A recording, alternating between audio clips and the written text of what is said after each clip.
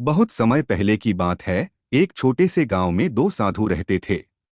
दोनों साधु एक दूसरे के अच्छे मित्र थे और एक साथ मंदिर में पूजा पाठ करते थे। उनका जीवन साधुता और तपस्या में समर्पित था और उन्होंने सांसारिक सुखों को त्याग दिया था। उनका विश्वास था कि केवल भगवान के भजन और तपस्या से ही आत्मा की शुद्धि संभव है। लेकिन एक दिन एक ऐसा वाकया हुआ जिसने उनके विश्वासों को चुनौती दी और उनकी साधना की परीक्षा ली। गांव के बाहर एक छोटा सा आश्रम था जहां ये दोनों साधु रहते थे। उनका जीवन अत्यंत साधारण था। वे रोज सुबह जल्दी उठते, नदियों में स्नान करते, फिर मंदिर में भगवान की पूजा करते और उसके बाद लोगों को उपदेश देते।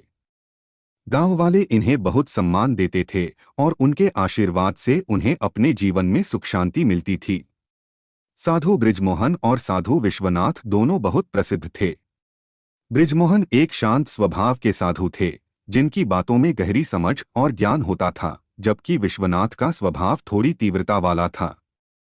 वह हमेशा दूसरों को अपनी बातों से प्रभावित करने की कोशिश करते थे और अपनी तपस्या में बहुत रत रहते थे।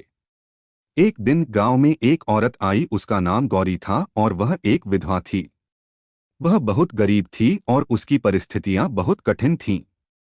वह अपने बेटे के साथ किसी अनजान शहर से यहाँ आई थी क्योंकि उसे किसी ने बताया था कि यहाँ एक मंदिर है जहाँ भगवान की कृपा से लोग अपने दुखों से मुक्ति पा सकते हैं। गौरी का जीवन कठिनाइयों से भरा हुआ था। उसके पास धन नहीं था और उसका बेटा भी किसी गंभीर बीमारी से जूझ रहा था। गौरी ने अपनी पूरी जिंदगी दूसरों की मदद करने में बिताई थी, लेकिन अब वह खुद मदद की तलाश में थी। गौरी आश्रम पहुंची और उसने साधु बृजमोहन से अपनी दुखों की कहानी बताई। बृजमोहन ने गौरी को बैठाया और उसे सुनने के बाद कहा, तुम्हारा दुख बहुत बड़ा है, लेकिन तुम्हारी सच्ची आस्था और भक्ति से तुम्हारी सभी समस्याएं दूर हो सकती हैं।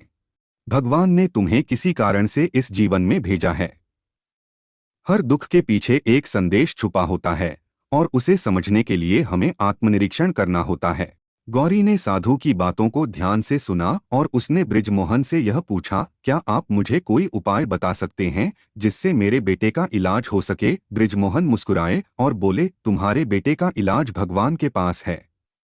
यदि तुम्हारी आस्था मजबूत हो और तुम शुद्ध मन से उसकी पूजा करो तो भगवान तुम्हारी मदद जरूर करेंगे।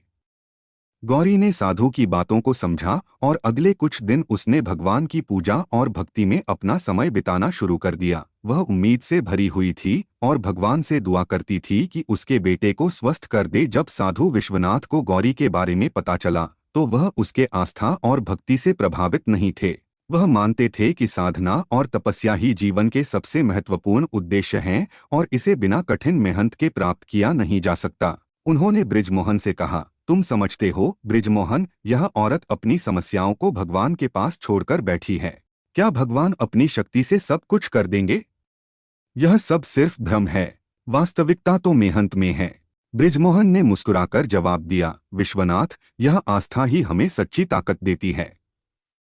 मैं मानता हूं कि कठिन साधना और तपस्या जरूरी हैं, लेकिन आस्था और विश्वास की भी अपनी शक्ति होती है। इस पर विश्वनाथ ने कहा, अगर यह औरत भगवान के पास जाती है और अपने दुखों का हल मांगती है तो उसे भी हमारी तरह तपस्या करनी चाहिए। केवल भक्ति और आस्था से कोई समाधान नहीं मिलेगा। गौरी ने कुछ ही समय में अपनी साधना में गहरी आस्था और विश्वास महसूस किया। उसने हर दिन भगवान का नाम लेकर और अपने बेटे के स्वास्थ्य के लिए प्रार्थना की। उसका बेटा धीरे धीरे ठीक होने लगा और गौरी का मन भी शांत और संतुष्ट होने लगा। गौरी का विश्वास और आस्था दिन प्रतिदिन मजबूत होती जा रही थी और उसका बेटा भी ठीक होने लगा। उसकी बीमारी का इलाज नहीं हुआ था, लेकिन गौरी को यह महसूस हुआ कि भगवान ने उसे इस कठिन समय से बाहर निकालने की राह दिखाई थी। गौरी ने खुद को भगवान के प्रति और अधिक समर्पित कर दिया। कुछ दिनों बाद बृजमोहन और विश्वनाथ दोनों ने देखा कि गौरी का बेटा अब पूरी तरह से स्वस्थ हो गया था। यह देखकर दोनों साधु हैरान रह गए। बृजमोहन ने गौरी से पूछा, क्या तुमने कोई विशेष उपाय किया था? गौरी ने मुस्कुराते हुए जवाब दिया, मैंने किसी विशेष उपाय का पालन नहीं किया, बल्कि मैंने अपनी पूरी आस्था और विश्वास भगवान में समर्पित कर दिया।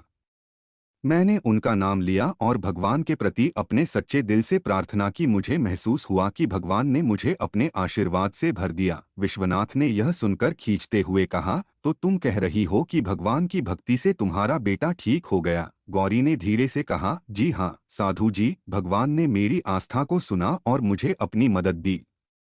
अब मैं जानती हूँ कि सच्ची आस्था और विश्वास से बड़ा कोई साधना नहीं होती। विश्वनाथ को अपनी बातों पर पछतावा हुआ। उसने महसूस किया कि गौरी का विश्वास और आस्था उसकी तपस्या से कहीं अधिक शक्तिशाली था। उसकी बातों में सच्चाई थी कि अगर हम अपने मन को शुद्ध करके भगवान की भक्ति करते हैं तो वह हमें अपनी कृपा जरूर देता है। विश्वनाथ ने बृजमोहन से कहा, तुम सही थे बृजमोहन। मैं बहुत समय से सोच रहा था कि केवल तपस्या और साधना ही महत्वपूर्ण है, लेकिन आज मैंने देखा कि आस्था और विश्वास में भी कोई शक्ति है। बृजमोहन मुस्कुराते हुए बोले, साधु, आस्था और तपस्या दोनों ही समान रूप से महत्वपूर्ण हैं। अगर हम भगवान में विश्वास रखते हैं तो हमारी तपस्या और साधना और भी प्रभावी हो जाती है। इस कहानी से यह सीखने को मिलता है कि आस्था और विश्वास की शक्ति को कभी भी कम नहीं आंका जा सकता। साधु बृजमोहन और विश्वनाथ की तरह हमें अपने जीवन में भक्ति और तपस्या के साथ साथ आस्था और विश्वास को भी महत्वपूर्ण स्थान देना चाहिए। गौरी की तरह हमें भी जीवन में कठिनाइयों का सामना करते समय अपने विश्वास को बनाए रखना चाहिए, क्योंकि आस्था ही हमें सच्ची शक्ति और मार्गदर्शन देती है।